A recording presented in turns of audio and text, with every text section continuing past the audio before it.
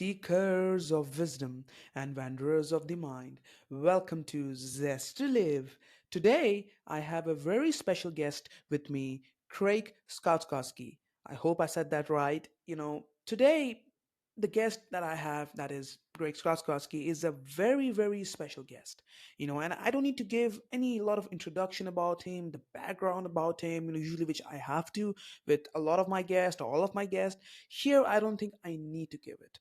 And the reason why is that the whole episode that you're going to hear today is very powerful, very emotional, and at the same time, very, very inspirational.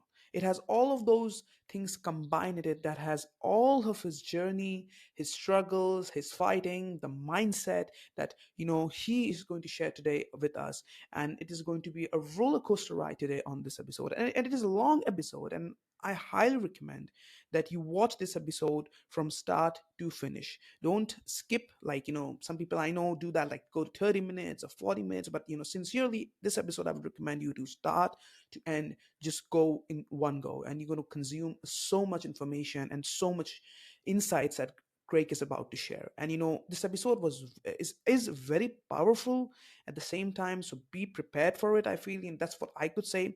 And I don't need to give a lot of introduction this episode. So, sit back, relax, and enjoy.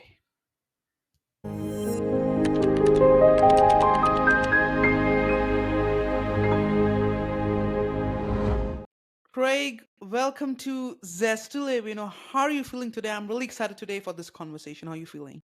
I'm feeling amazing and I'm excited as well. Yeah, and I'd just like to give a little bit context to the listeners. Before we started this recording today, we had so much technical difficulties on Craig's side, but Craig is like, that guy, who knows how to fix things. So he got on and fixed everything that he could and came. So anyway, we are going to get into the conversation, Craig. You know so much we're going to talk about today on so many different topics and different kind of themes, maybe. But everybody starts somewhere, and that's like the aha moment. And whenever I think about that aha moment in anyone's life, for me it's always the childhood. Either it's traumatic or is it really positive, that brings us the foundation. How it is. So I want to know, like, how was your childhood like, and after that, when you growed up, when did your journey exactly started? So my childhood was amazing, and I grew up till I was like 6 years old. Down the street was a county park. It was huge, lake, streams, football field, soccer, racquetball, tennis, everything. It had a big lake in the middle, and we used to fish, hunt, collect spiders and like all this adventurous stuff when you're kids that as adults you look, I'm not going to touch that, right? Because we learn what we should fear as we get older. And what I started to realize was, from 0 to 8 years old, life was amazing. 10 years old, life was great. 11 years old, 12 years old, I had stuff happen to me that little kids shouldn't have to go through. I look back on this and I say to myself often, if something had happened between 0 and 8, I don't think I'd be able to look back at that experience with the profound effect that it had on me the way I do now, simply because I help thousands of people, especially men, that go through sexual abuse, especially when, you know, as little children, we should be free. And it's taken me 58 years to finally be free. And I want to encourage people to tackle their situations. And we talk about, in our last conversation, we talk about cultural differences and all of this stuff. And it was like, when we look at culture, it's older stories, it's the way generations have been brought up. Don't, especially in the Indian community, don't show your emotions. You have to be hard. I know, I'm married to an Indian girl. I understand the family dynamics. However, however, humans are an emotional creature. So what happens is if we bottle up our emotions, we become toxic for ourselves. We have a biochemistry in our system that changes us. And when it comes to my aha moment, was probably one of my aha moments was probably July 10th of this year.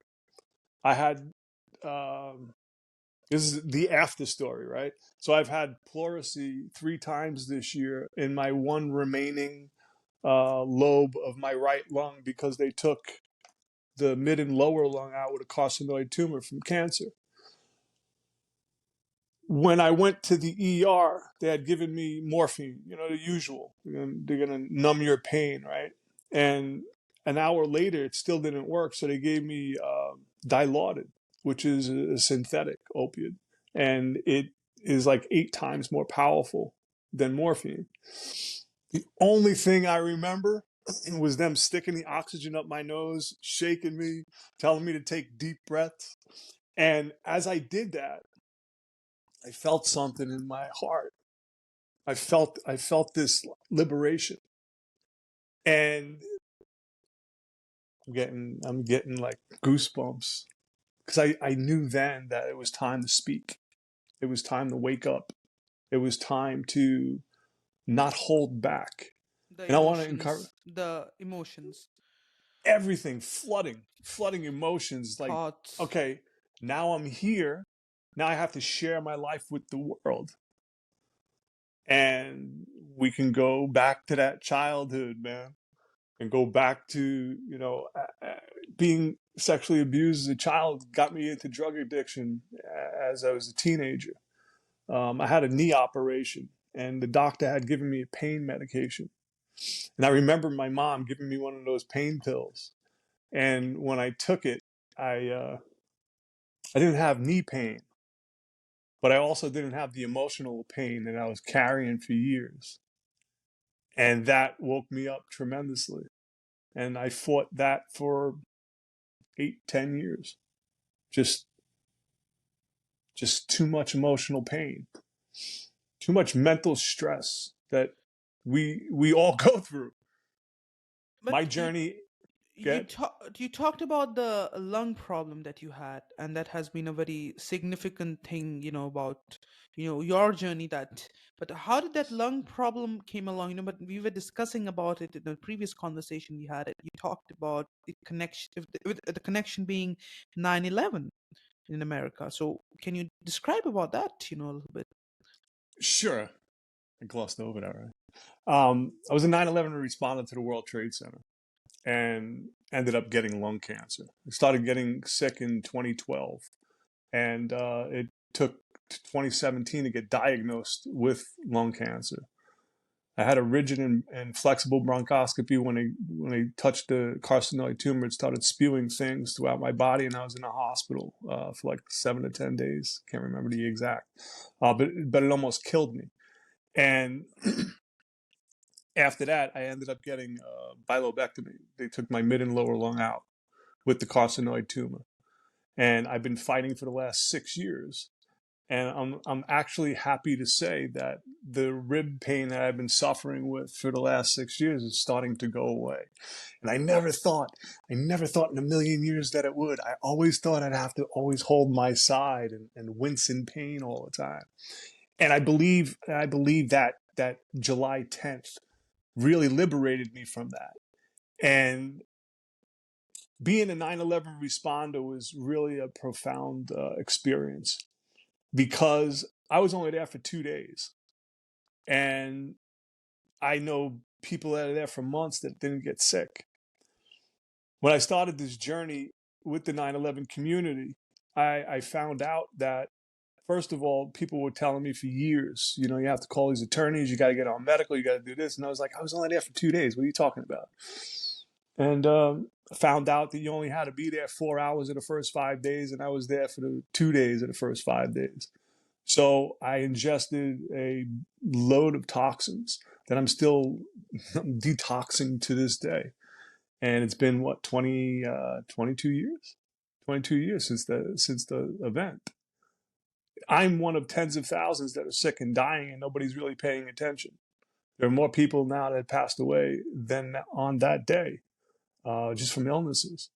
And I'm here to encourage people. You know, one of the biggest illnesses I had to battle was this right here. The physical part, I could take that all day long. I'm a warrior. Becoming a soldier is something entirely different. You have to go through all the things. You have to relive all of those things in your life to actually get rid of them. And what I do is I help people compartmentalize the mental pain.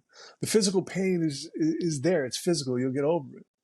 The mental pain is something that we carry on for decades, if not generations, because we keep passing down all of these insecurities and emotional stressors. And I encourage people, take the time to sit in your temple. It's the only real estate that you can own. And once you're able to do that, once you're able to start looking at all of these generational curses that we have, because we have them, it's structured in our DNA.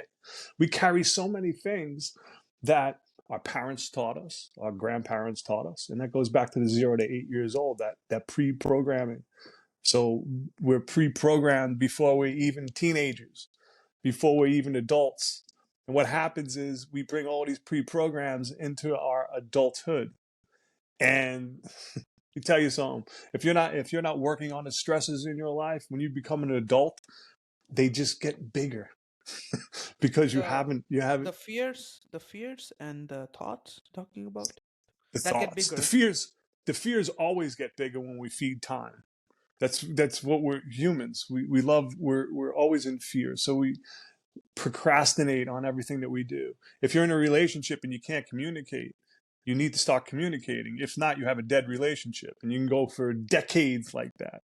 You know, and I see you smiling because it's going back to the conversations that we had previously. And one of the things that excites me more than anything is to be able to express myself freely. Like I said before, any question you want to ask, I'm going to do it with a smile on my face, no matter how horrific it is. You talked about physical pain, you talked about the mental pain, and I know so many people that I know, and they have a lot of physical pain. But physical pain, as you said, it can be handled because you get used to it, because it's there physically. You have to. What you can do, you're living with it every day. But more important is a mental pain, that I'm not able to control it, I'm not able to do things, I should have, and people are living. So a lot of these negative things come into the mind. And with your case, you suffered from so many things. Like it's like a door open, bombarding of multiple events like that you can call really horrible. Even one of them, if it enters in someone's life who's healthy, it's destroyed. And you got like 4 or 5 things in your life from all your life, from your teenage, and then you growed up, and the 9/11 thing, and now it's not any better. Maybe it is, maybe it is not. But my question is simple about that one, that yes, the physical, we have to rely on the doctors, we have to rely on faith, we have to rely on our strength and all of those things. But what about this? Where to r- train this is the big question that everybody asks. We go to therapists, we spend millions of dollars to doctors and all of this to treat us on this, but nothing works out. What is the secret of taking and fixing this? Introducing Meditation with Luvo for a calmer, happier you.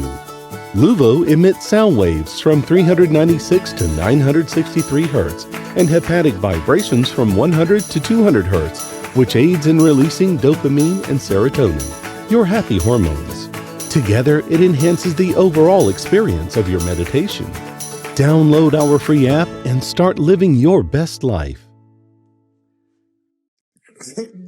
So we spend billions of dollars on mental health. Okay.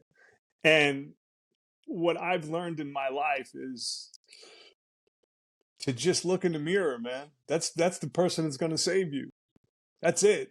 That's the magic bullet. That magic bullet. The magic bullet. When we need to suffer ego deaths in this world. I believe when you go through all the embarrassing situations and emotional stressors and all of the self-sabotaging thoughts, the what are people going to say about me? What are people going to talk about if I do certain things? It's like, who cares? None of those people matter. They're all external links. My daughter called, what are they called? Non-PCs? NPCs? They're just NPCs, non-playable characters. non, non-playable characters, right? And what I've learned is those NPCs, they're all in your periphery. They're all out here, right? They're all out here. They mean nothing. And I don't care who it is. I'm going through something right now that would devastate most people, and I'm doing it with a smile on my face simply because I choose to be joyful. I choose to be jovial. I choose to be happy because I've already been through the misery. I spent tens of thousands of hours by myself in this self-imposed misery, trying to figure out how to, like, I'm a man, I'm not making any money. I'm in bed for months at a time, weeks at a time, days at a time. I don't know how the bills are being paid. My wife stepped up. She took care of everything. To me, that's what it's supposed to be about. It's supposed to be partnership. It's supposed to be open communication. We suffer these self-imposed things, these restrictions, and you don't have to restrict yourself. That's it. You don't have to. If I'm not speaking my truth, then I'm hindering my growth. If I'm not exposing the wounds, like taking that Band-Aid off. I got scars everywhere, man. And it's like, I look at myself now and I'm like, you're a warrior. You're somebody that just keeps getting up. So no matter what happens, you got to keep standing up in this world. Most people, they'll outwardly express certain things because they're scared, because they're cowards to themselves.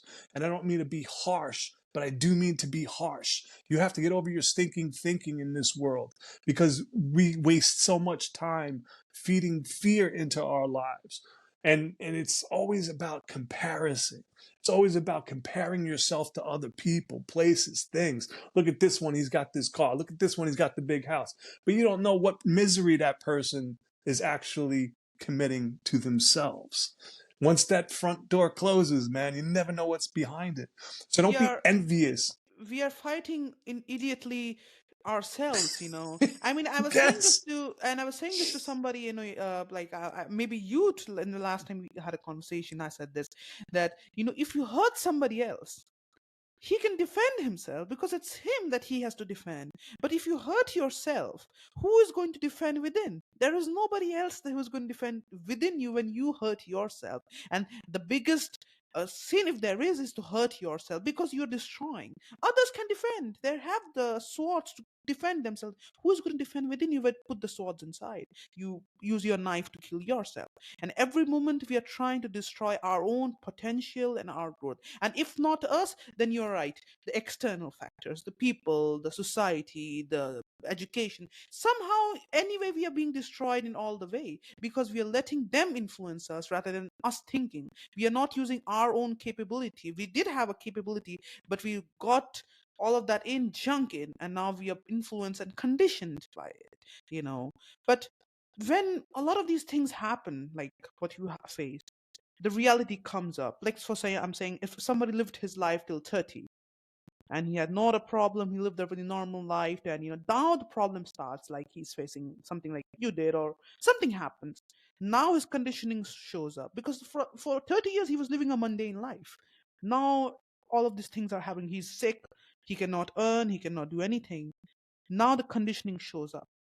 Or if something else happens, then how to fix this, Craig? Like, you talked about getting up, you talked about getting that courage up, but as I said, the fears comes in, and uh, it's hard to say it to somebody. You talked about being in India, everybody, I mean, it's hard to talk to anybody. You don't want to tell your friends, like, I'm sick, I'm mentally depressed, because you fear that they would leave you. That is possible. Good. Good. They're not your friends then. They're not your friends. They're not expressing love. They're not showing you that they're not giving you that emotional support, which humans need. Humans need emotional support. We're human beings for a reason. I've turned my light on July 10th. So I'm attracting, I'm not chasing anymore. Everything is coming to me, for me. Not like, oh, woe's me, I have these problems. Because this is what I've learned about this life on this volcanic meatball right here.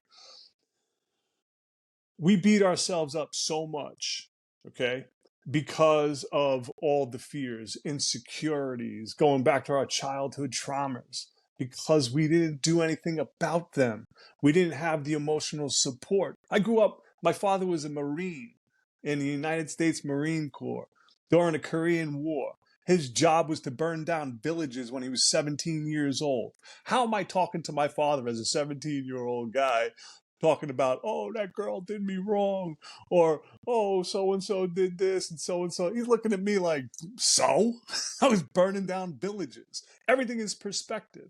But what I have realized, one thing that is very important, we talk about our stories because it's all our stories. My stories are no different than your stories, or your cousin's stories, or your mom and dad's stories, because they're stories. My difference is I no longer have emotional attachments to these stories. This is why I could freely talk about them, because I put the tens of thousands of hours of work into myself. Most people won't, they would rather die than change. And that's like, go ahead. I'm not the one that's gonna die from that. I'm going to die from something entirely different. And when I do die, I want to be working on my last project at the time. So I don't care if I'm 80 years old, 90 years old, 100, or 59. Doesn't really matter. I've been told that, had I not been in the ER by the morning, I'd be dead. My wife and daughter heard that a bunch of times, walked through all of this stuff with me. And it's like, you know, it is what it is, man. That's true. And at the end of the day, nobody's coming to save you. Really, Nobody nobody's but yourself. nobody. Yes, no deity, no God is coming to save you in that sense. You have to pick yourself If up. And if anything, God has given you the opportunity to pick yourself up. Look, my wife has this uncle, right? And he always used to tell me all the time, like, you have this website, you're gonna speak whatever you're gonna speak. That's fine. That's everything. Once you put God into it, the whole thing changes. And I never really understood what that was. And we've talked about this. I've done a lot of psychedelics, dimethyltryptamine, things that like help the brain, that are actually medicine, plant medicine, instead of, the pharmaceuticals, which I have 2 bags, right? I have a picture that I'm going to be putting in my next book of me standing behind all the pharmaceuticals that I remembered to hold on to the bottles. It's a freaking huge pyramid. It like covers half the table. And that's just for the last 6 years. And that's just the stuff that I remembered to save, the bottles. Because I want to show people that we can do this for ourselves. We can motivate and inspire ourselves. We don't have to go to temples. This is the only thing that we have to go to, is this temple. That's why it's called the temple. We have to sit in it. Most people are afraid to be by themselves. Most people are afraid to be lonely. It was where I got my superpower, by realizing I wasn't lonely. I was looking for external validations. That's what makes somebody lonely. When you're looking for all these external influences and validations, when you start looking into yourself, the whole world changes. can you just sit a bit backside, because your face comes in too close when you talk. So it's, yeah, if you can sit in the bit back. But let but let's go ahead. Like, just sit a bit back. Yeah, let's go. Not too back. You just come too close, so it's like that. But anyway, let's. This was the technical difficulties we were having before, because now I'm on my phone instead of my computer.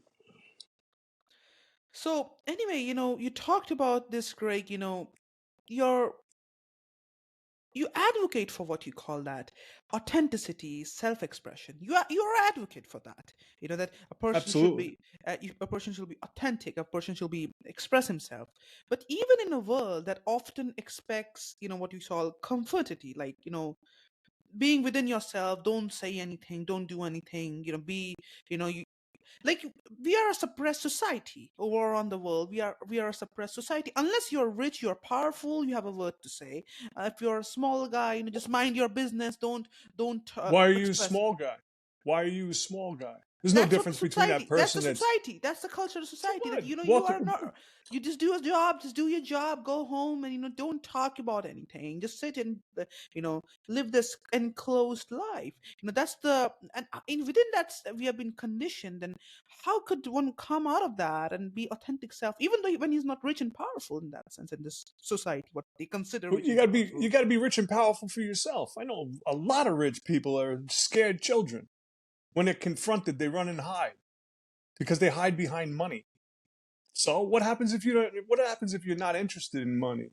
What happens when that doesn't really matter? What, you're going to be afraid of the person that's rich? Please.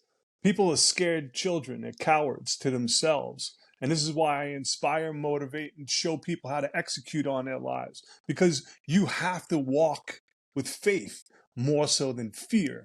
Because, we're always talking about, and this is something that blows my mind because I was never a God type of person.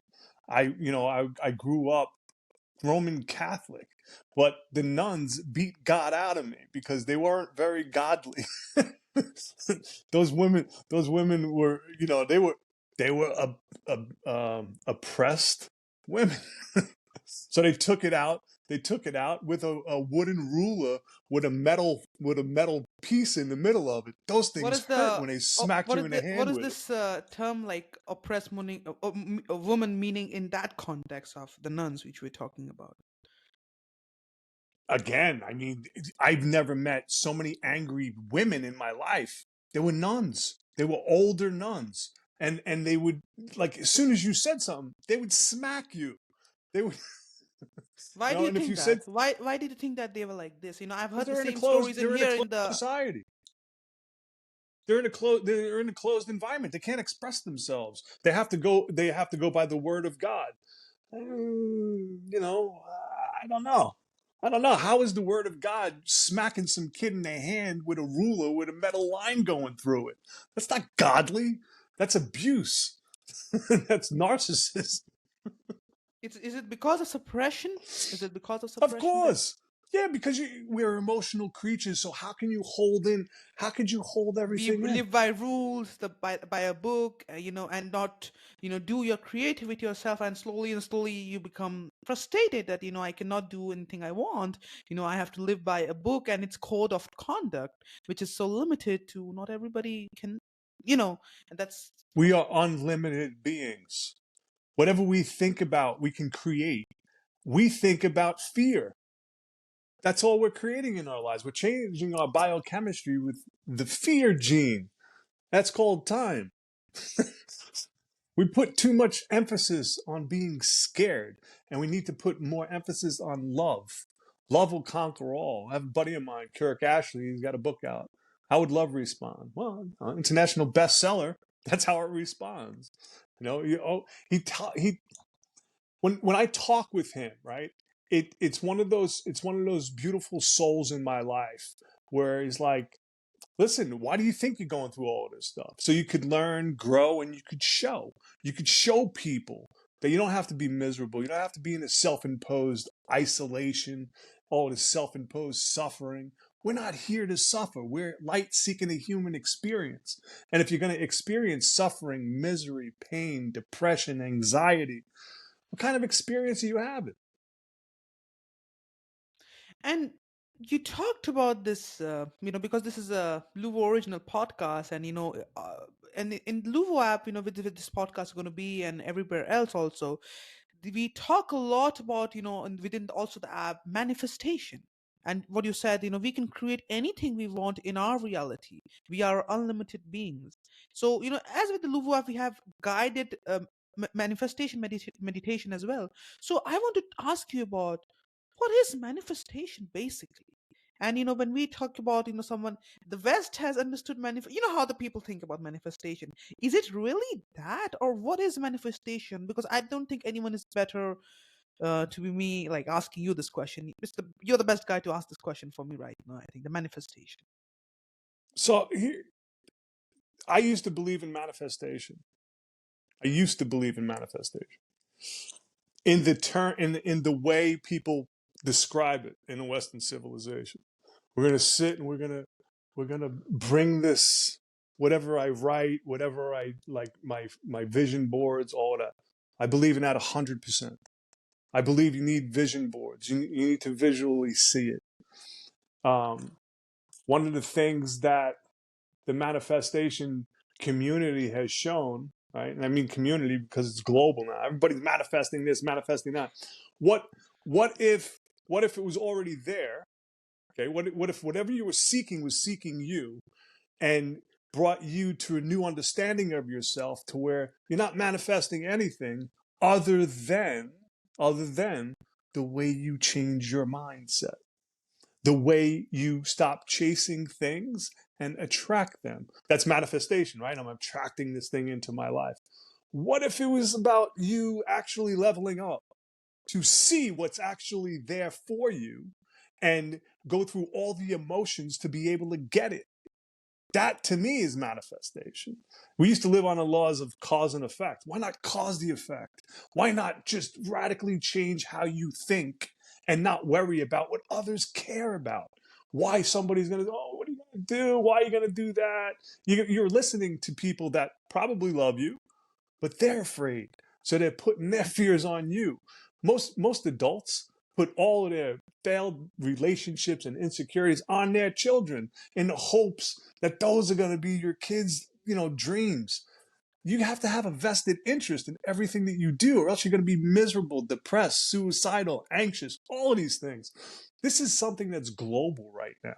This is no longer isolated in villages and isolated in inner cities. We all have cell phones, iPhones, we all have supercomputers, but nothing can be as powerful as your mind, because this is the only real estate that you could own. If you're not on top of your game, forget about it. Game's over. You might as well walk off the field. Most people do. They walk out of their lives. Before we move to the very, very next question, let's get into the question before that. That is, there are a lot of successful people.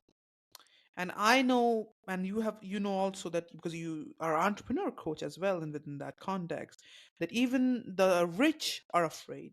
Even the rich Of have the course. same insecurities that as the poor has in terms of money. I'm talking about poor and rich, not the other way.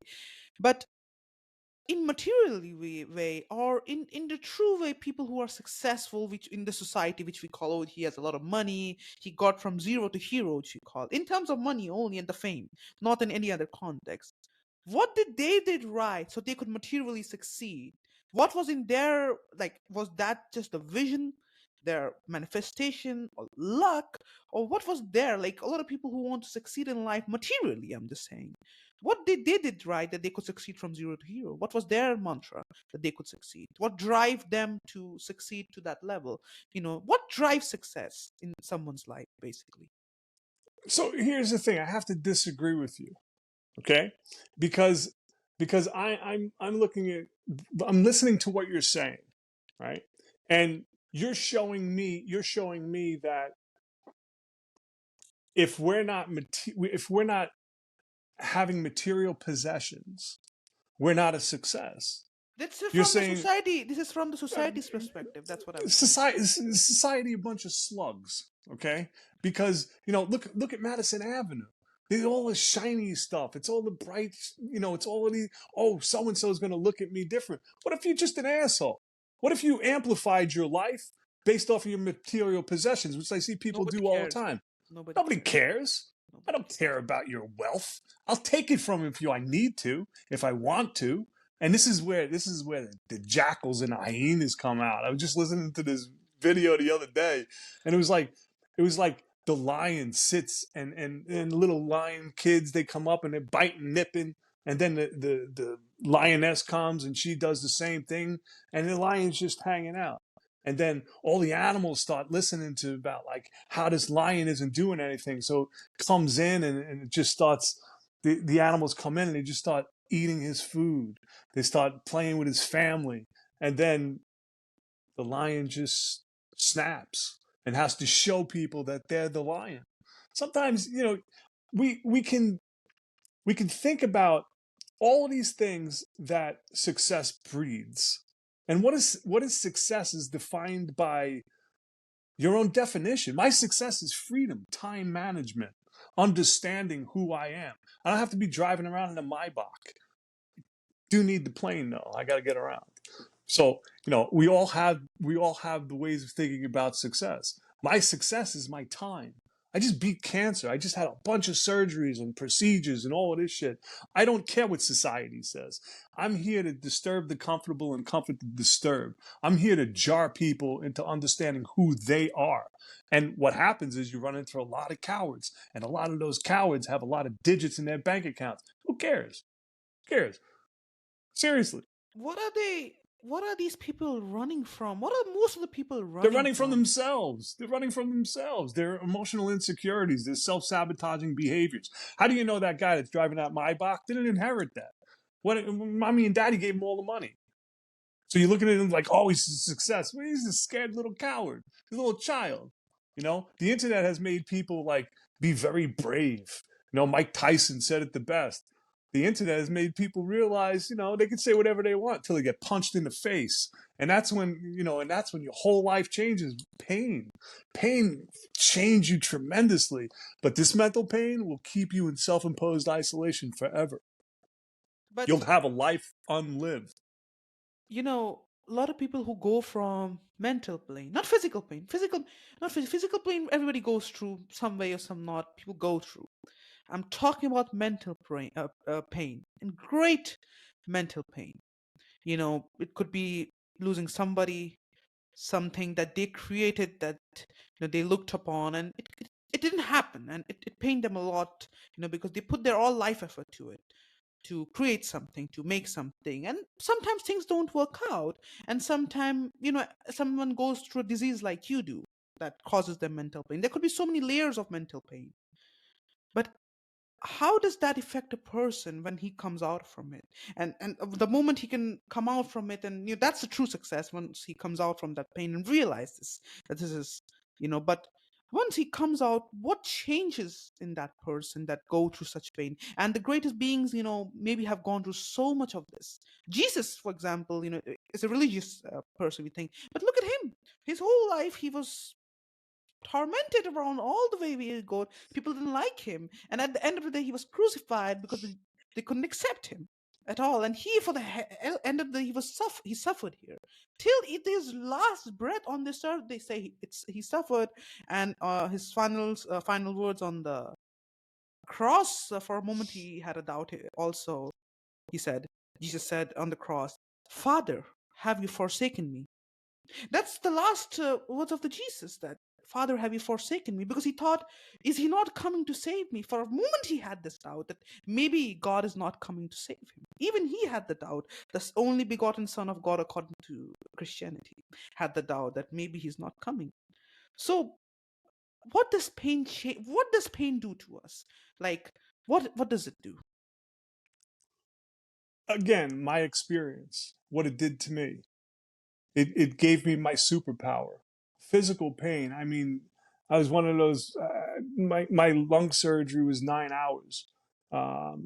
As they were wheeling me into the recovery room, I was screaming in pain because the meds wore off, blood pressure went down, and they couldn't give me anything anymore. So I remember this intense pain of screaming. My wife was there, my brother was there, and it was like I was just thanking God that my daughter wasn't listening to because she was sleeping. You were screaming. You were screaming.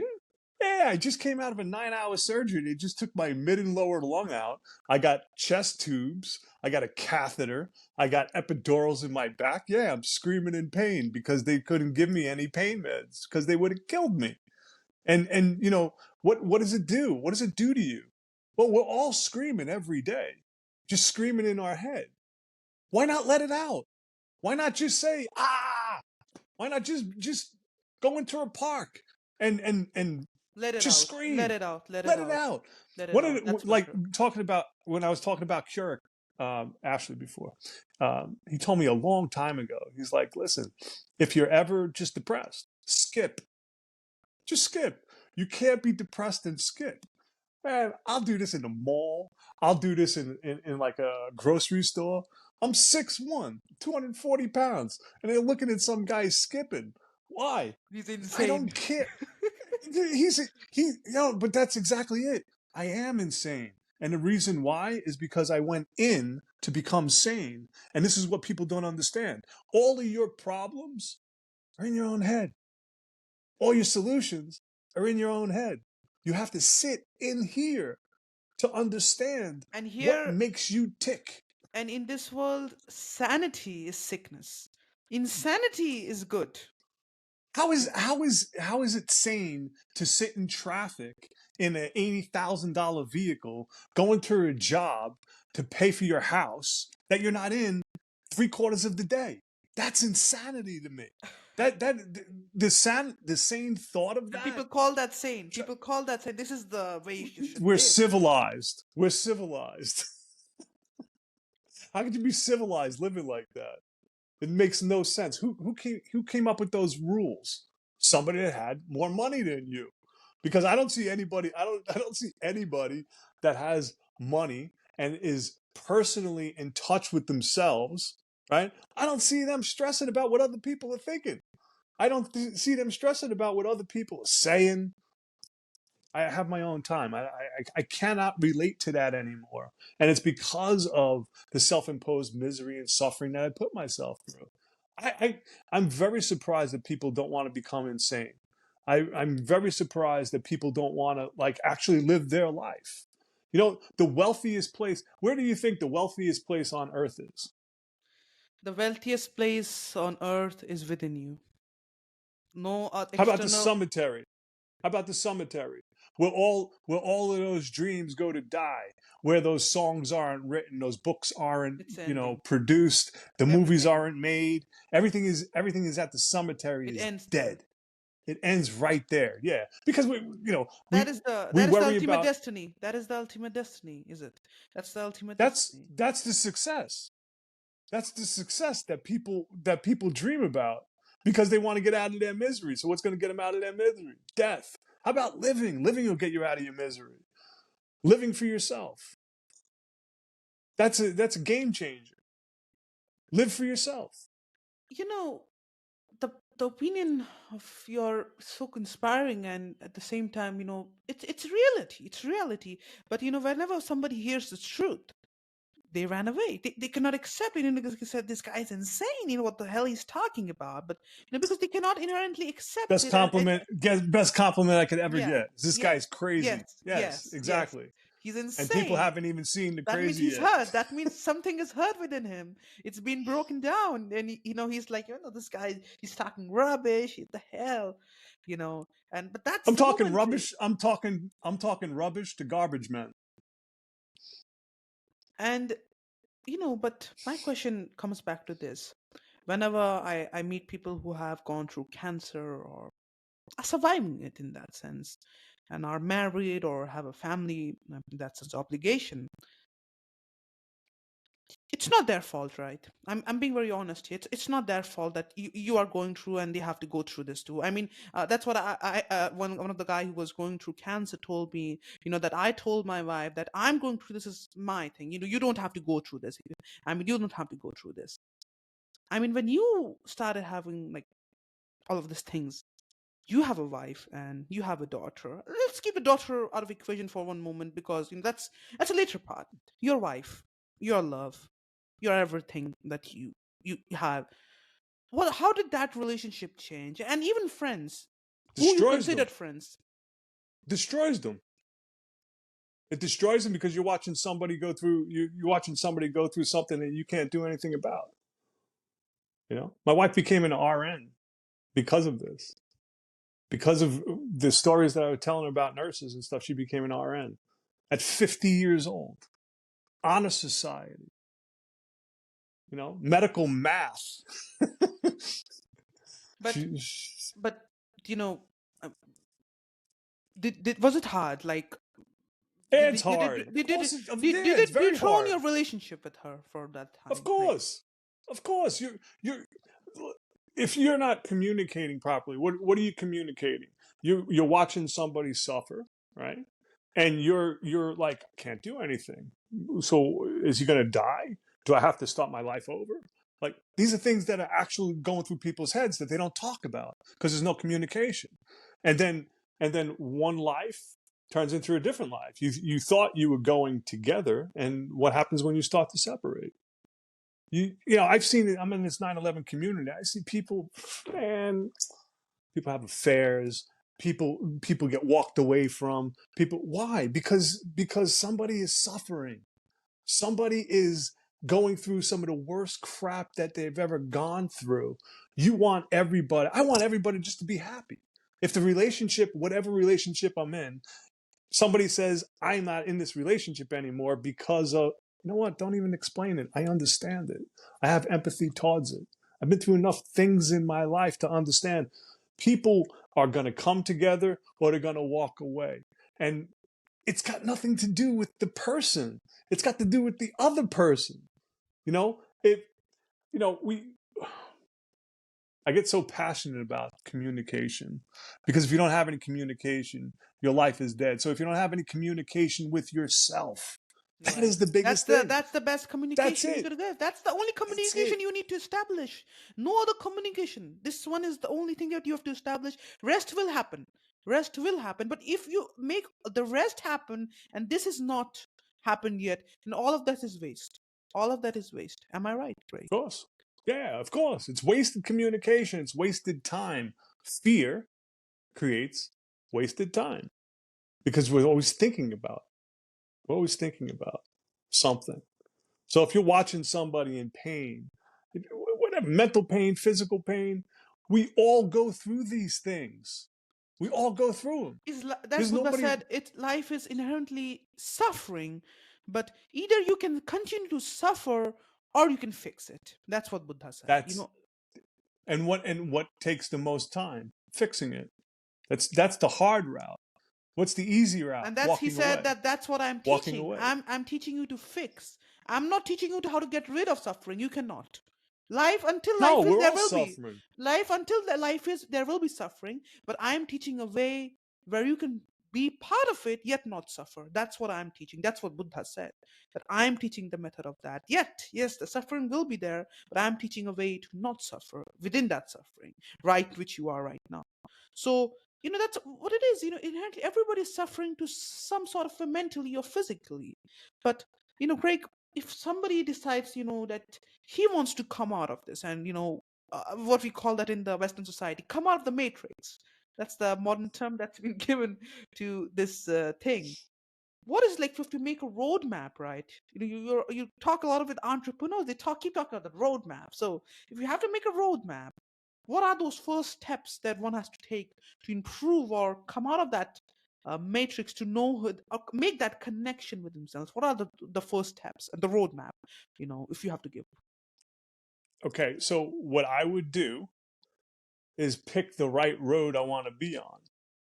I don't want to be driving down a road with potholes. I don't want to be driving down a road that's got rebar sticking out of it. So when I drive over something, my tires get shredded up.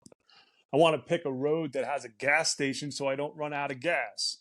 So mentally, we all pick roads that are based off our past experiences. Because Joe Dispenza had said humans have 60 to 70,000 thoughts a day, and 90% of those thoughts are the same ones that we had the day before. So we're literally living in the past. If you're not looking to change the present, which is right now, everybody talks about someday, one day. What about today? What about actually starting your life? You could start your life tomorrow, or you can start your life right now. You could literally just change the way you think right now, just by confronting a fear. Do something that scares the living daylights out of you. That's how you transmit all of this beautiful stuff that we have inside of us to the external world. And you hear me talk about, well, now you're just saying the external world matters. No, my external world matters because I'm showing my light. I'm shining my light on people. So they don't have to live in this self-imposed misery.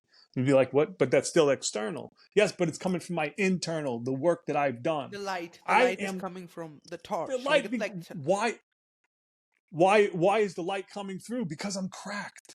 And this is what people need to embrace their authenticity. People need to embrace their crackedness. And people are afraid because it's like, no, when I talk with people, it's always about, well, okay, well, if you get married, will you be happy? Oh yeah, of course. All right. Will your kids graduate college? Will you be happy? Yeah, sure. Okay. You get wealthy. Will you be happy? Oh, absolutely. So what's the common denominator? You wanting to become happy. Be happy now. Be What is happy stopping now. you? What is stopping you? Because you know what, All the external and influences. and and I asked, All I asked them, the things that you mentioned, if that was going to make you happy, you said 5 years ago, all of that has happened. Why are we still not happy? You were never going to be, because you always think this, and it will go on and on until your grave comes. Even then, you will say, no, some more time. Now the other fear comes in. It's always the fear that is stopping your happiness. always. Always. And we are a fear living species. We are a fear living species. All the time we are fearing of something, losing our children, dying, not things not working out. I mean, we are bound with so many layers of fears. Layers. I'm not even saying one. Layers. Very few people have, Because our No, I'm going to say because our bodies haven't changed for millions of years, right? So we're no longer evolution. being chased. Yeah, Evolution. but we're no longer chased by saber-toothed tigers. Okay, it could be your spouse that triggers your emotional insecurities. It could be your children showing you that, hey, you know what? I'm not getting enough presents from you. If somebody's saying that to you, you haven't raised your children properly. That's just what it comes down to. We can't appreciate things because, well, if I have a Volkswagen and you have a Mercedes Benz, you think you're more powerful than me. Well, what happens if it doesn't really matter to me and I walk over and I grab you and I bring you out of your Mercedes Benz by your throat? Who's in fear now? And I use the extremes Y- of these because, You yeah, know, it's the same. With the person who has a Rolls Royce, the person who has a Mercedes, and the person who has a Volkswagen. At the end of the day, they would all go to the same grave, and same fire would burn them. It's not like the richest would be burned with the blue fire and the poor would burn with the red fire or something like that. They would all be burned the same fire, the same ashes, the same design, the same structure, just the some of the difference outsidely. It's the same thing, and you would be burned. All of that, would be left behind. But my question comes back to this very interestingly. You talked about being in now. Being in now. Happiness is now. Here, then. Not in the past. One who is in the present still has to work, still has to do what life has to offer, live it. And then there are two things that is coming to my mind. And if there is a difference, what is the difference between dreaming and vision? Dream and vision, what is the difference? Are they the same thing, or there is a difference when you dream or vision it? What's the difference? well, dream is when you're sleeping and envisioning is your conscious thought based off of your subconscious behavior and paradigm shifts. In my opinion, it's just my experience. When we dream, right? They say the American dream. Right? There used to be a comedian, George Carlin. He used to say the American dream because you have to be asleep to believe it.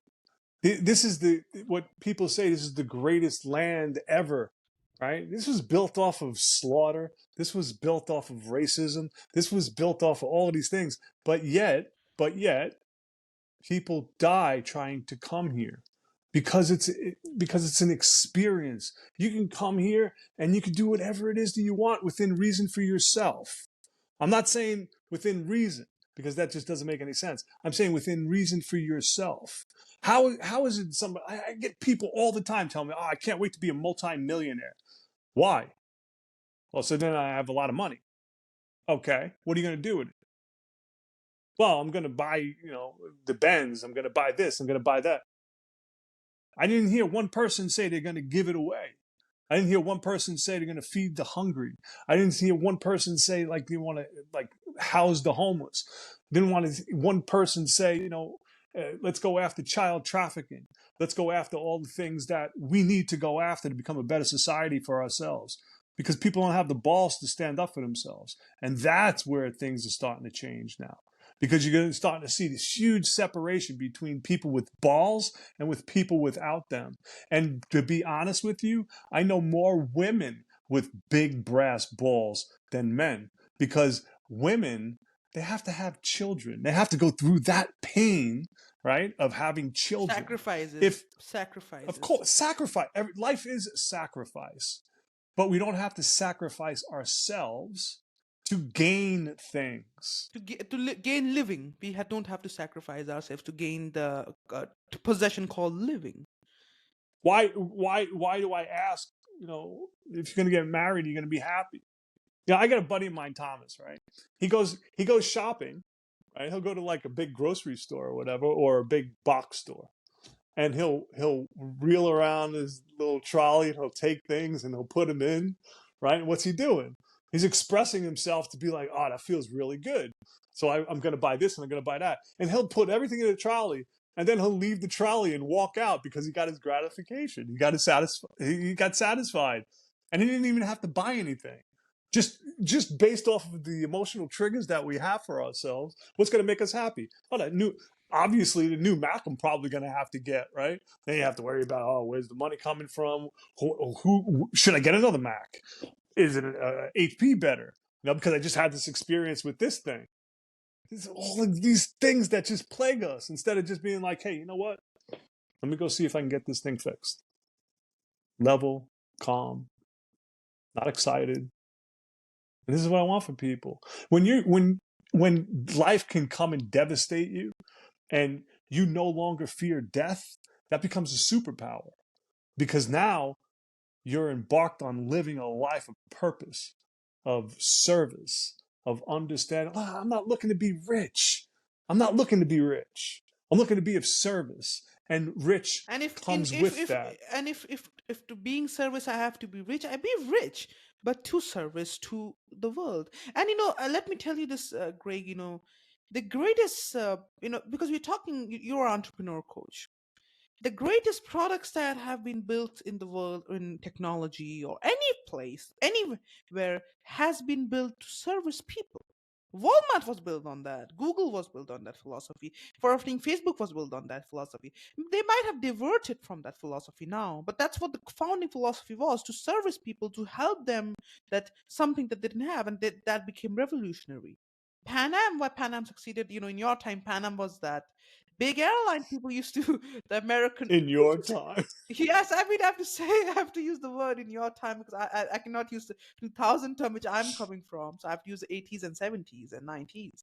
Those times when it was your time. You used to be able to smoke on airplanes.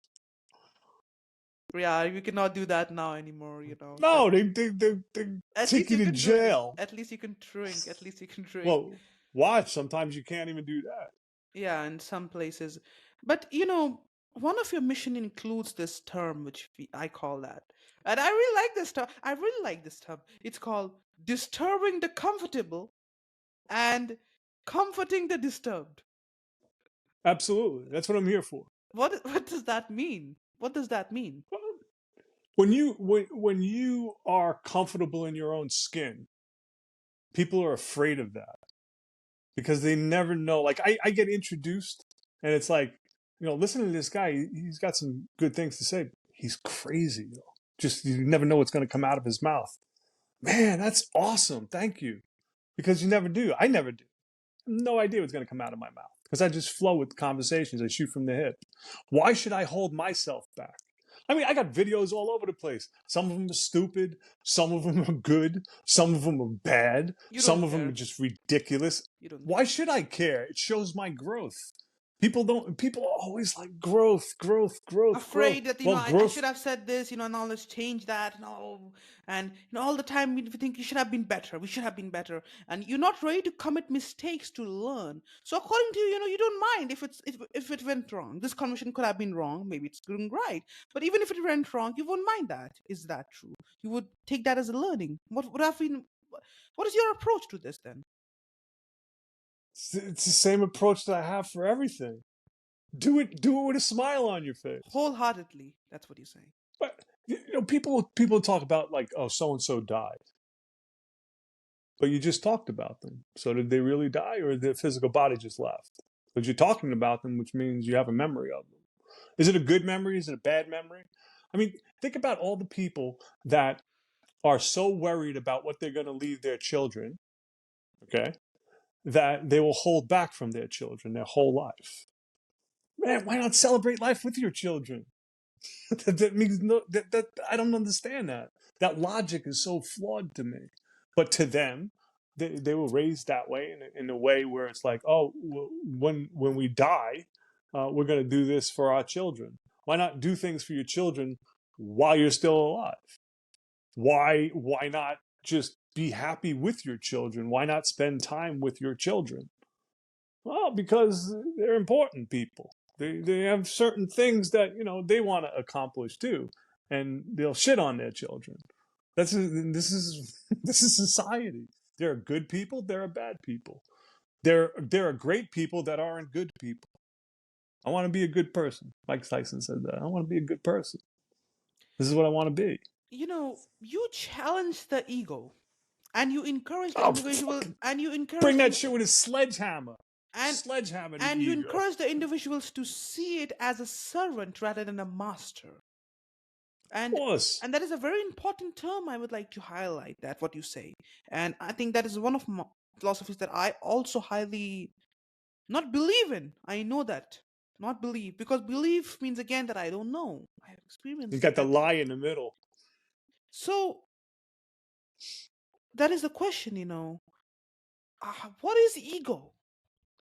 And this is a great question to ask somebody who has gone to the both sides, the physical and the mental. What is ego? The spiritualists have talked all about it. Science, not that much. They go into that in psychological terms. Spirituality is all about ego, killing the ego. Meditation, you have to kill the ego. Yoga, you have to kill the ego. Ego. What is this ego? What kind of ego? This term doesn't fit. And then somebody says, I don't want to kill myself. For me, killing ego, when I was asking this person, he said killing ego means, I'm killing myself, killing my individuality. That is not something that I would like to do. I like to have ego. I'm prided that I created this. We This all is have ego. and We all have I'm ego. proud that I created this. Why should I leave the ego of it? I worked hard for this. I should have ego over it. This is my right. That's their claim. Why we have this incursion thought ego, and how ego stops us, and how can we break it? So there's new phrases now, right? Ego means edging God out. So if we're all God within, light seeking a human experience, why are you edging yourself out? This is so profound to me because it's actually showing people that God is within us. Why are you edging him out? All you have to do is tap into your God source, your light. And that's where the pain comes in because people want to confront the things that they've done to people. People don't want to, like everybody thinks they're going to get away with something, right? You can do something behind my back or somebody can do something behind their back or whatever. There's only one observer. There's only one observer, and that's God, right? You cannot be the judge. You cannot be the Unfortunately, judge. Yeah. no, of course not. Unfortunately, in this society, God means gold, oil, and drugs. Everything is about profit. Everything is about think about the Capitalist holy. capitalist society. It's not even capitalist society anymore. It's fascism. There's a merger between the state and religion. Like everything is a religion. Everything is political. Everything and people are like, oh, but he's saying everything. Yes, everything, even yourself. You're religious. You're political. And be like, well, but I don't deal with politicians. It doesn't matter. Every system is political. That means that there are people organized in this thing that might not have the same morality as you, might not have the same positive energy than you. These are things that we have to confront every day. So why not confront yourself every day? Give yourself the superpower so you can handle anything. Because that's what life is all about. Life is always going to come at us, whether we want to participate or not. The only thing that we can control is our thoughts, is the energy that we're producing with our vibration. Tap into it. I was just reading some stuff about the pineal gland and how Right. they used to believe the calcification of the pineal gland and you could see the calcification on these x-rays and all of these things, and it's like they just found out that's not calcification. Those are actual crystals. So the calcification comes in all the processed foods and stuff that we're eating, drinking, and all of that to cover the crystals. Because the crystals, once they start rubbing together, what does it cause? It causes a vibration. And that's where the manifestation comes in. Those are the things that people are talking about. They want to manifest something because they're touched in with their crystals, right? And when and this conversation fascinates me because you're allowing me, right, on your show to talk about how people need ego deaths, how people need to stop being in fear of themselves. If you're thinking about something and you want to do it, it's not that you're manifesting it. It's already there for you, waiting for you to You to get in do it, touch you with to yourself, for touch it. you to do It's it. your, Exactly. and I say this every time on my show. Many times I've said this. People don't like it. I say this. What most can happen if you're trying to do something? You die. That's the most that can happen. Anything more than that You cannot die happen. trying. And You die and trying. if you died trying it. You died, trying all best. And that was the life lived, not the life lived that you didn't try. You said no, I will not try. How about the life lived instead of trying, we be?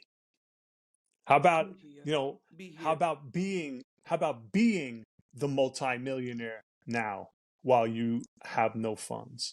How about being the chef right now before you learn how to cook? That's an attitude. That's something that you're bringing to your life, which is yourself, which is all your insecurities that you have to go through, all the embarrassing moments that you have to go through, all the self-sabotaging that you have to go through, all the self-imposed misery that you have to go through. That's what makes you authentic, because you've actually gone through those experiences. Now that shows up as wisdom. That scares the hell out of people. Don't let the outer, the outer is nothing. The outer cannot, don't let the outer can come and go. The outer can come and go. The riches, the money, everything can come and go. But this inside, nobody can take away from you. Don't let anybody No, take that. Don't let anybody take that away. This is your real what I've wealth. learned, that's exactly it. That's exactly it. It's the real wealth. This is the real Your wealth. mental This cannot health, be your taken. That's mental health. anything that real wealth is, as Buddha said, it's permanency. And this here is permanent inside, not the body. The body, no, something that is inside the body, something that is beyond all of this. That is the observer we call in spirituality. That is the one that is permanent. So observe from that lens, you see the world, you realize. Then the what we call the compassion comes in, then the love comes in, not just to a single person but to everybody. And that's where the biggest thing in life happens. Freedom happens. Freedom is at most important in any sort of way.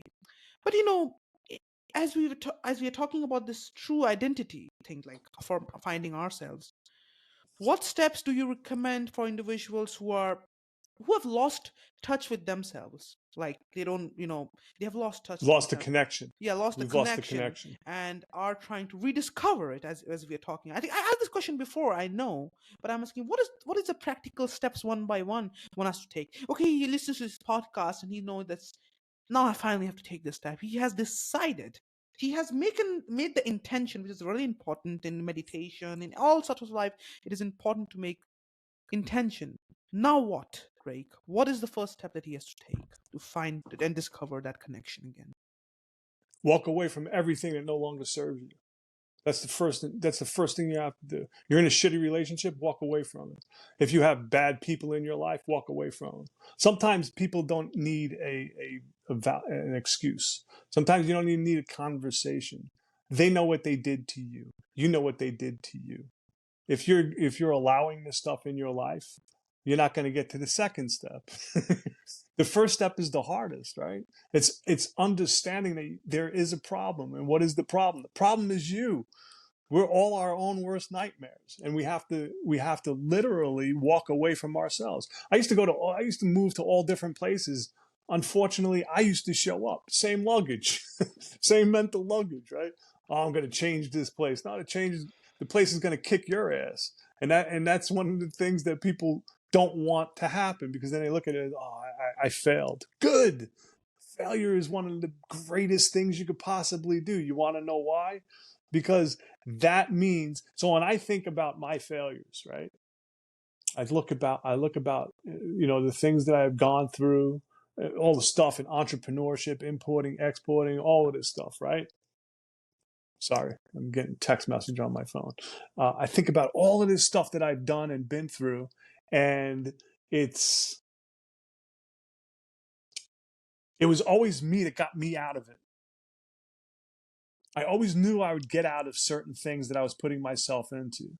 I always knew I was different. I always knew I was chosen for something else, something profound. I just never found what it was. The hardest story was the 9/11 story. I couldn't really get past that because you're trying to create a career, or you're attempting to create a career off of your stories. I want to encourage people to tell their stories, because somebody could be listening to you right now, and your story can be something that's so The beacon of hope. transformational in their The beacon. life. The beacon of Beacon hope. of hope, light your world up. And this is what people are afraid to do, because they don't want the friction. They just want everything to go. I'm not gonna rock the house, Why, rock the Craig? boat, Why are we so afraid to speak our truth when we know? Some because people we're know it. insecure children. Because we're insecure children. It doesn't matter if you're 58, 60, 80. If you haven't gotten Why? over those emotional Why? attachments to those circles, because we're all afraid. We're all afraid of what people are going to say. And it's kind of funny if you think about it, because most people don't have your experience, because you You are have this lived one it. You have soul lived your divine. experience. You have lived your You have experience. lived. And here's the thing: my story is no different than everybody else's. It's just my emotional attachment has been dissipated Oh, this is a to sad those story. stories. This is a story to pity. This is We all again that have sad attachment. stories. We're human. We're human. Human beings are a sad story. Think about this: we're the only we're the only people that are uncomfortable in our environment. Humans are the only thing on this earth that are uncomfortable in its Are own we the most environment. ungrateful creature, Craig, according to you? Oh, God, yeah. Hell yeah. I used to always be like, and I say always a lot, because it's always been like this. This is the shit that I had in my head always, until I was liberated from that. And it was always self-imposed misery, isolation. Why do these things happen to me? Oh, why me? Why not you? There are bad things that happen to good You are people the every day. chosen. You are the chosen one. And That's exactly it. I like to highlight a story because we have been talking in phrases. Let's bring a little bit of the story element. Your wife is from India. Welcome to Luvo. Introducing live sessions for meditation, yoga, healthy eating, and gratitude. Tune in with our meditation music for health, happiness, and success. This all-in-one app has smartwatch integration to check your health vitals. More than just an app, it's a lifestyle. Download our free app and start living your best life. India, the land of Well, God. her background is Gujarati. Yeah. Yeah, so Gujarati, so Sri Krishna, the Indian deity, popular in the United States as well. He was a charioteer in the great Mahabharata war. That's the name of the war. And during the war, he was charioting the character named Arjuna, who was the prince. And he was the charioteer of that prince. And in that battle against him, against Arjuna and Sri Krishna, was his forefathers, brothers, teachers, all of his family against him in the war. And Arjuna, being the greatest archer on the planet that time, as they say, or one of the greatest, he has fought many battles. He was an experienced archer, learned from one of the greatest. He was not afraid of anything. He was taught, learned in every situation to face all the enemies. He has killed many people. He's that archer, fighter, warrior. That day, when he was in the battle, he couldn't pick up his bow. He was shaking. The greatest archer in the play, even the gods trembled him. He was shaking. When Sri Krishna looked at him and he said, "What is wrong? What is wrong?" And he said that, I could pick it up and and kill all of these people, but tell me, Madhav. Madhav, he used to call Sri Krishna and as a nickname Madhav. That what will it bring me even if I kill them? Fortune, wealth, kingdom, woman? I mean, what is even valuable in it? I don't need all of that. I mean, I cannot battle them. These are my forefathers, my teachers, my gurus, my brothers. How can I battle against them? This is a sin. This is a sin. I cannot do that. Not that I'm afraid of any hell, but this is not right. What will it bring? What is even the point of battling this? And Sri Krishna was very shocked on hearing this because he was not expecting this himself. Nobody was expecting it. I mean, in the book, because it is described in this manner, if a reader is reading it, he must be thinking, the man who has been considered the greatest archer is fearing to fight a battle. That is another. Sri Krishna said to him, that's the most powerful thing. And I always repeat this story. It's some way or another in a lot of my podcast and whenever I feel the right time. He said that, you are afraid because you cannot fight them. This will be a sin and all of that thing. But let me tell you the thing. If you battle them, while battling, you die. You attain heaven. You attain heaven. If you battle them and die while battling, you attain heaven. If you don't battle and you say, I'm going to sit here, you're going to get eventually killed without fighting. What is the point? And let's say you say, I don't want to battle, I don't want to fight, I just want to run away, I don't want to face this even. Then you will be considered a coward. And now whatever comes to you, you have to accept it. Here, the existence has actually given you the opportunity that the warriors dream of. You have been given an opportunity to do the dharma because they are on the side of adharma, like the evil. They are on the side of the evil, you're on the side of the good. And you have been given the greatest opportunity. Opportunities comes to us a lot of times and we are afraid to, and that's why people miss their greatest opportunity. Most of the people miss their greatest opportunities when that it comes, the opportunity they have been dreaming of. And Sri Krishna said, this is the opportunity the warriors have been dreaming of, and it has been put in your bag, and you're still afraid to face it. And he said, he goes back and said, like, you are right, but I still don't understand. What will I do even if I win? I mean, it is the dharma, but is it my dharma? Why should I? Why I am? Me? Why me? It can be anybody else. Why me? And he said, it only can be you. That's why you. Because only you can. It has chosen you. This is again, we're coming back to the circle at what we started on. And that's why I took pick this story. He said, you, because only you can be. And why are you worrying I'm here? He said, I'm here. Because we are in this together.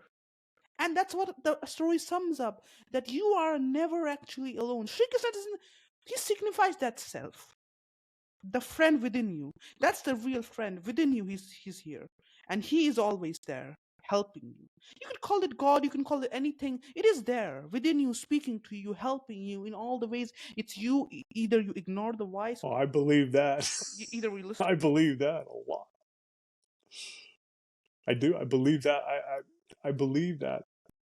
And that's 1,000%. That's a story, that sums it up so beautifully what you talked about. And for me, this is a great story. Whenever I think about it, fighting and confronting, and that's the moment he picked up the bow, and eventually the war happened. And we all know what happened inside the war. And it's mentioned so clearly. But one thing that comes up to me, your story or your journey, emphasize that it's never too late. And I've met so many. Never. I've met so many people. I think you have seen such people too. And I say to them, hey, we can go there today and do this thing. I say to them, and they say, no, I'm too old for that. I'm too old for that. Have you seen Spielberg? And these are the most people that I think I cannot stand. Like, what the hell? Like, they're ungrateful. They're ungrateful from the just the life that they've been living. They're ungrateful. And I was ungrateful for a very long time. Being ungrateful just means that, like, you don't appreciate things that you have in your life. You always want something bigger, something better. I'm good. I'm good. Need the jet though. Have to have the jet. So this way I can talk more around personally. So, you say it's never too late to embark on a transformative path. How do you convey this to individuals who think that, what we just discussed, maybe the time has passed for me, that opportunity or changes will Then not you're never happen. going to get, you're not going to, I'm not going to approach that person because they already defeated themselves. They already defeated themselves. Why am I going to waste my energy on somebody that believes that their life is dead, but they're still living? Don't waste They my are dead time. people, like zombies. They're dead. They're NPCs. Non-playable characters. They're living it They're like that. NPCs. Yeah. They're peripheral people. See, like the people that are in your life are right here. Then there's other groups that are here. I give these people the importance, right? Because they're in my life. Then you take them and remove the one, The and NPCs. these people are in my life. The NPCs are here, and then they start going here, and then but the NPCs, you still have to be aware of them, right? You never know what's going to Yeah, creep up yeah. on you.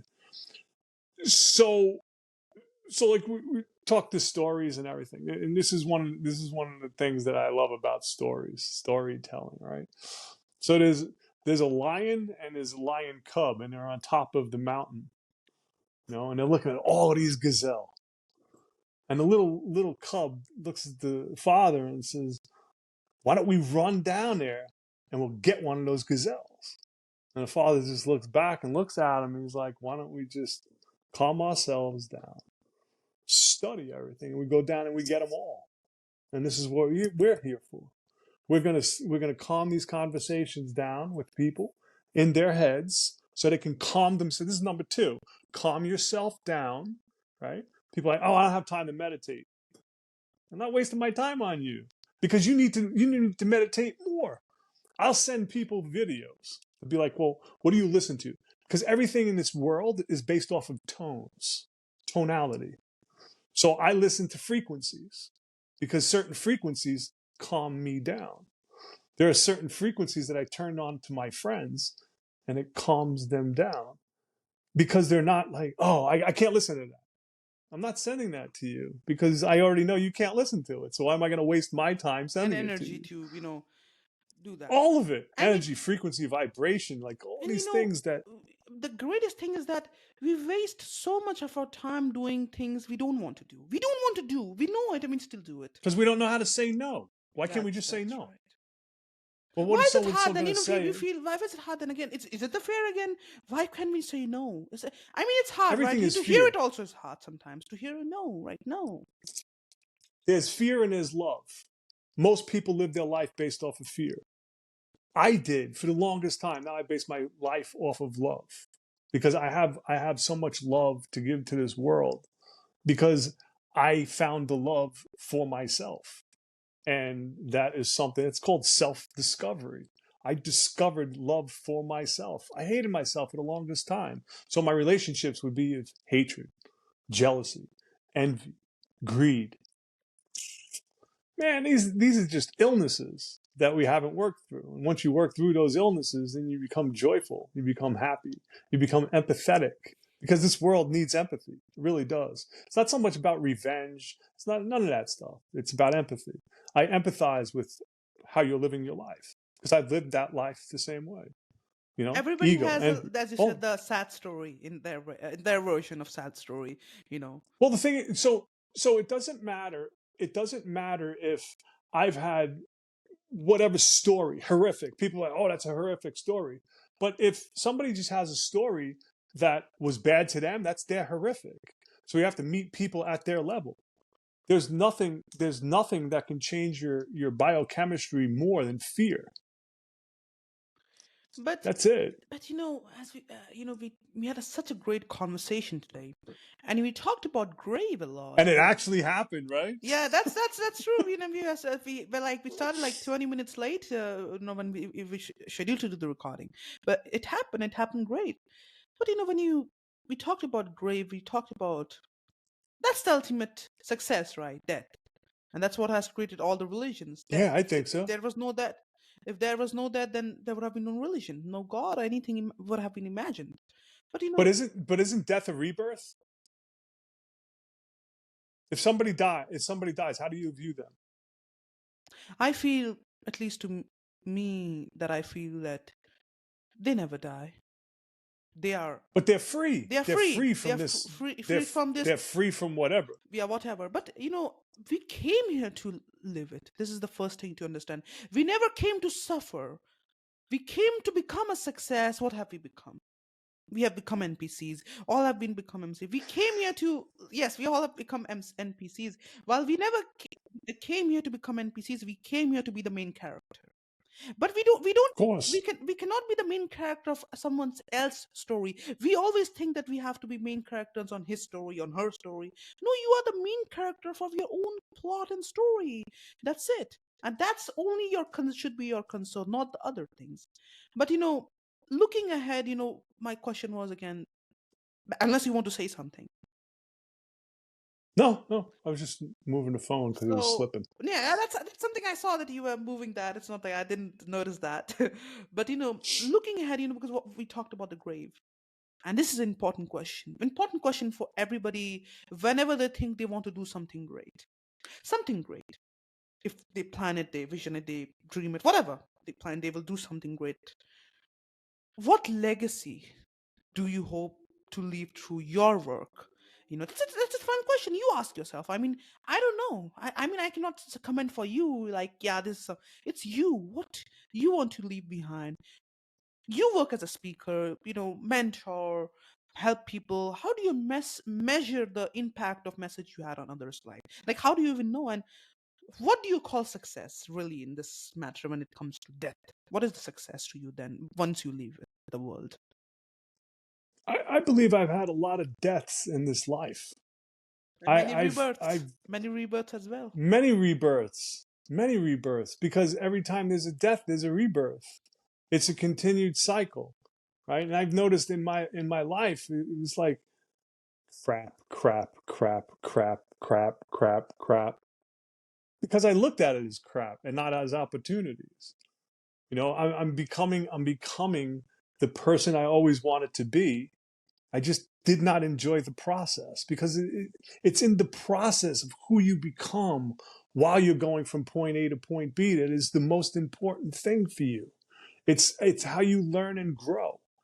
I didn't realize the impact that I would have, but yet I did. I just didn't want the responsibility of it. And that is something, once you want the responsibility of your own life, that's your success, in my opinion, because that's how I view success. To be able to be free, to be able to be jovial, to be able to just and people are like, oh, he's so immature, or he's this. Does nothing That does nothing for me, because that's somebody else talking about their own experience. If I'm a villain in your life, good, I want to be a fucking villain in your life. Maybe your life will change. Maybe you'll start to understand that. And this is funny too, because you're the villain in somebody's life until you start talking about the whole story. Because Oh wow, they don't that's it. people don't want to That's it. That's it. people don't want to talk about what they did to elicit your reaction or your response. They'll never talk about that. They'll always be like, oh, he's a bad person because he responded like that. Well, what did you do to him for him to respond like that? What did you do? But don't talk about that. Always avoid that. That's no communication. Those are dealing with NPCs. I don't deal with NPCs anymore. I just refused it. It's a good term, NPCs. That's how. Oh, Oh, I my finally daughter have. I told me finally that. I have a was like, term to describe them. NPCs, non-playable my characters. daughter told me that. I was like, what is Yeah, an this is NPC? from the game, like gaming. What is it, Sim? Yeah, it's Is it's it the it's it, Sim? it's so in the game, there are multiple characters. You play as a main character in any game, and whatever character you cannot control, they are called NPCs that you cannot play, not non-playable characters, because it's your life you have to play, not theirs. So they are the NPCs, but they create problems in your life in the game. They create, Oh, sure. yeah. Sure they do. Because what would we be without You're obstacles? NPC for them. How are you That's the going to thing. learn? You're NPC. That's exactly it. That's the I reverse. want to be an NPC. I want to be an NPC. Because this is the best part, right? I believe in epigenetics. I believe in that soul spirit that we have, that heart and brain coherence turns on your light. I believe in that 150%. Yet my belief, there's a lie in the middle if you spell it out. There's always a lie in our belief system. because that's the programmed response from 0 to 8 years old, 0 to 9, whatever, in the womb, however you want to analyze it. We are children in adult bodies, which means that we could be mental children in adult bodies. And that is something that people really have to understand for themselves. If you're not getting over your childhood, if you're 60 years old and you're still bitching about mommy and daddy and what they did to you when you're 4 years old, you haven't really worked on You've yourself. never really You've grown. You have just aged in the body, but you have never you grown. you've become an NPC for yourself. Wow. And that's what I realized. I was an NPC for myself. And it's the greatest terminology I've ever heard, an NPC. Wow. And now it makes sense. Now everything's starting to make sense now. At 50 years old, 58 years old, my life is starting to make sense to me now. Hmm. Why am I going through all of these things? Why are there so many misunderstandings? Why is there no communication? Why do relationships fall to this? Because nobody's putting time and energy into the communication. And this is where we fail miserably. If you don't have a relationship with your brother or sister, why? If you don't have a relationship with your mom and dad, why? It's always the story, right? The story that you can't tell, which is the truth. And that the truth scares the hell out of people. You know, that's a lot of we cover today, and ultimately, I hope so that people can find some value and move to where they should be moved in that sense. And yes, remember, nobody can tell you. You can only. They can guide you in the sense like, okay, you should, but don't let them control you, because unless you will fall in the same pit hole you have fallen before, that you let others take control of your life. The NPC is controlling the main character. Can you hear that term? I mean, that's unbelievable. You are. And don't become an NPC for yourself is, I think, today's great teaching that we of this conversation. That's I'll sum it up it like that, right? That don't become an NPC for yourself. Don't let others, the other NPCs, control you. And that's what the elites are trying to do, right? Greg, controlling the NPC, and people are for them they're all everything. Everyone is NPCs. Of the richest, everybody is an NPC. They can control, exploit, and do whatever. But we ourselves have to stand up on our feet and fight for our truth. And if you are sure that what you're fighting for is worth fighting, then that's it. You don't need anyone's approval. You don't need the society's approval. Just go and live it and do it. Because at the end of the day, it's just a short life. You just do Very short. very short. Just do what you want to do and leave what you want to do. So you don't live a die with regret. You don't die that I couldn't do that and I lived in others' opinion. Because the moment you die, you would see these people don't care anyway. That would be the greatest realization. But that happens after dying, not before dying. Before dying, only a few people, maybe perhaps like you, can realize that it's waste to live according to the society, according to people. And doesn't matter which society, the Western society or the Eastern society, it is all the same thing. Just Yeah, they're starting to merge now. they're They're starting to starting to become merge. really Yes. ridiculous together. So that's just creating more mess. But Greg, thank you so much for today being on the show. And we had such an amazing conversation, and it's a fresh conversation because you sound fresh. You don't have that borrowed thing. It's your internal, I'm you know, I was just gonna say no, like what you're saying. Yeah, it's not borrowed anymore, man. It's it's just, from I have you. to You live have my lived life it. the way it You have is. lived it. Yeah. It's coming from you that I can see because it's not borrowed. And I hope so I could say the same, from what I said. But I don't worry about that. So and you helped me a lot. I think this conversation kind of cleared my head a lot. That's what the host is like. I sometimes, some conversations even blow my mind. I have to say very honestly, it blows my mind too because I hear something fresh. Unless I'm bored of hearing the same old thing, you come with something fresh. You are We fresh. all we okay. So this is one thing that I want to explain to people, right? We all are our own worst nightmares. Okay. We all think about our past relationships, our past experiences, and that brings us to our present. So you have to examine that present. You have to open that gift up. And when you realize that you're the gift in your own life. I can't be responsible for what somebody else did to me. I can only be responsible for what somebody did for me. And that's taking ownership in all the relationships that you have. And the most important, like you said, is the relationship that you have with yourself. And if you're not going to tap into all the bad things that have happened in your life, that you believe happened in your life, and look at it that they happened for you so you can learn, you can grow. I tell people all the time, I leave you with just enough of failed relationships, just enough of insecurities. I want you to have these insecurities, these failed relationships, these misunderstandings, so you could learn and grow. Just enough to push you out of your comfort zone, because you can be miserable in the comfort zone. I was miserable in the comfort zone for years, from being ill, from being sick, but looking at myself that I was ill and I was sick. You don't have to. I have a buddy of mine, Robert. When I had my knee ablation, it gave me 3 blood clots. And after meeting him, I started talking about my leg. It was like, my leg it hurts. It's all of these things that have happened. I get these spasms, and he doesn't have legs. Yeah, you talked So it's about him in like, the like when we talked before, and that such a man is beautiful, beautiful beautiful, guy, man. beautiful guy. Like Beautiful. he's so like he changed you completely. He's been like an inspiration. Like he's Oh, the absolutely. beacon of hope for you in that during that time. Yeah. He's that guy. Yeah, go ahead. So I so like when I met him, he's like, people call me Shorty, and I was like, I'll never call you Shorty. And he's 4'3" because he has no Yeah. legs.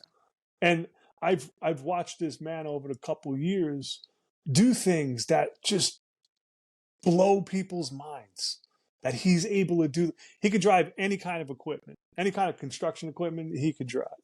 He never stops. This is him. He's just zipping around all over the place. Fast And he man, has like no you're leg. not catching this man. It's like that. Never catching this guy. Never catching him. And people look at his life and they're just like, wow, this guy is amazing. Because he is. He's amazing. He's here to show people that, you could be whatever it is that you want to be. If you want to be miserable, if you want to live in misery, you can.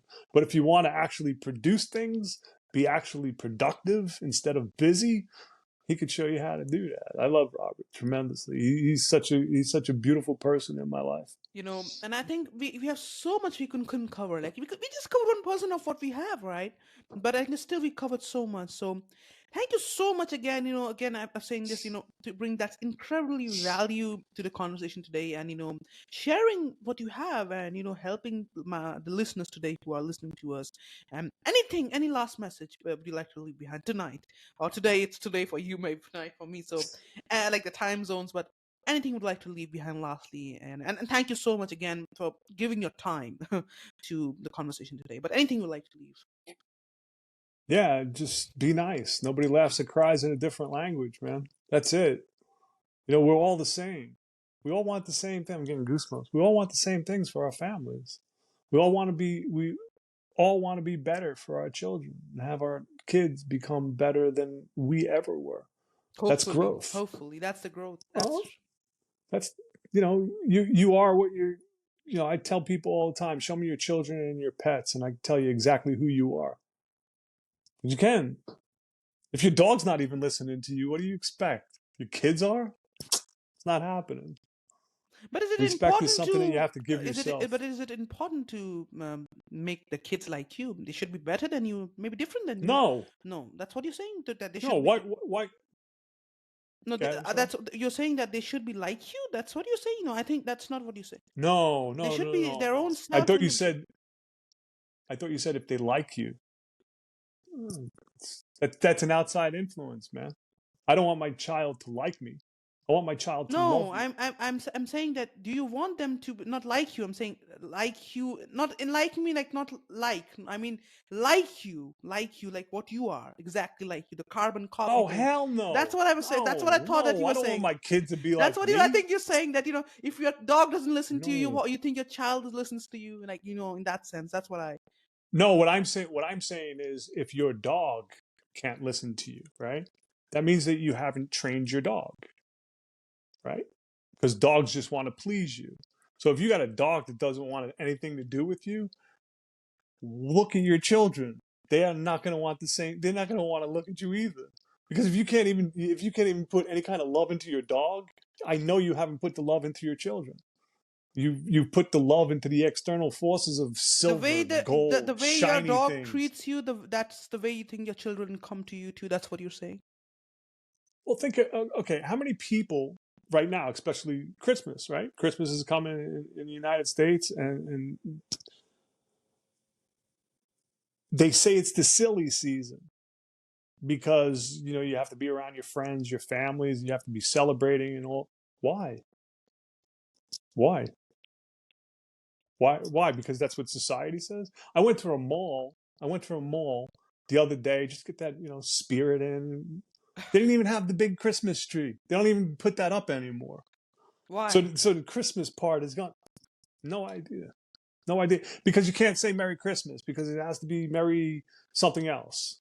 It can't, if I say Merry Christmas, it's like, oh, he's a white guy. He believes in Christmas. No, it's just a Wow, phrase that I used to this in say America? as a In child. America? Oh, absolutely. This Wow. place is turning into a shit show. Tremendously. That's what I was Tremendously. saying about America at the previous conference, that it has gone bonkers. What do you think about the But it's American still society at night, right now, the situation? right now the situation. I love the opportunities. I was born here. I was raised here. I've fled here many times to come back here, right? Um, I just don't understand society anymore. I don't understand how all of these things, like people could actually see a shit show and be like, oh, it's so amazing. We have to all understand each other's feelings. No, you have to understand your feeling. Everybody else is irrelevant. They're NPCs. And this is something like I've drilled into my head now. NPC, peripheral people. They're all out here. All the people, places, and things that used to influence my life no longer influence my life because I influence my life. And I want people to influence their own lives. There's so many people that do things just because other people influence them. Just because other people influence them. One thing you cannot do in this life is sell out. When you sell out, you sell your soul to the devil. We're not devils, man. If you want to get technical, if you just turn deviled around, it says lived. So you lived yourself as the devil. So why not live yourself as a living God? Turn the script, flip the script, I understand who you are. I like to end this conversation with this story, as we are way past than we should have talked in that sense in the duration. But I like to end this with this story, what you said, because there was a man. I would not go into religion or anything like that. So there was a man who was in his 40s, and he was that fat guy. He had a little bit of materially successful, like money. He had You talking about me? no, not you, but you like the story. Okay, you like the story. So it's a very powerful story and many meanings.